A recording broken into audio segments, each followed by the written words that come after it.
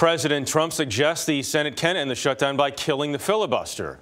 The president tweeted yesterday that Republicans should go to 51% nuclear option, changing the Senate rule that requires 60 votes to end debate. Chip Reid is at the White House with more on this. Chip, good morning. Well, good morning. Republicans on Capitol Hill rejected the president's suggestion of using the nuclear option, and so far the president has been unable to convince the key players to agree to a compromise that would keep the government open.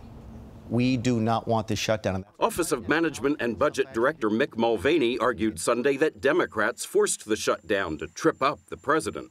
It's pure evil. But it was a Trump campaign ad that proved a distraction. Democrats who stand in our way will be complicit in every murder committed by illegal immigrants. Both parties distanced themselves. I don't know if that's necessarily productive. It is really unbelievable. President Trump had no public appearances this weekend, only consulting by phone with cabinet members and congressional leaders.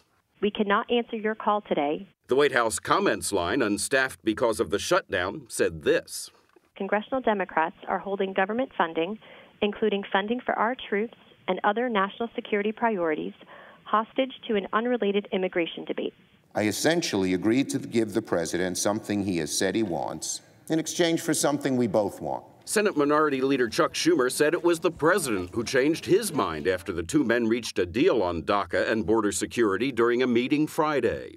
He backed away from the last best chance to avoid a shutdown.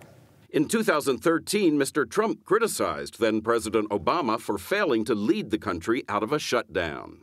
You have to be a leader. The president has to lead. And unfortunately, he's never been a deal maker. House Speaker Paul Ryan said the president needs to find a firm negotiating position. I guess the question is, where's the president on this issue? Is he going to stay in one place? Yeah, so I think what president should do is leave room for negotiation to get a solution. That's exactly what he's doing.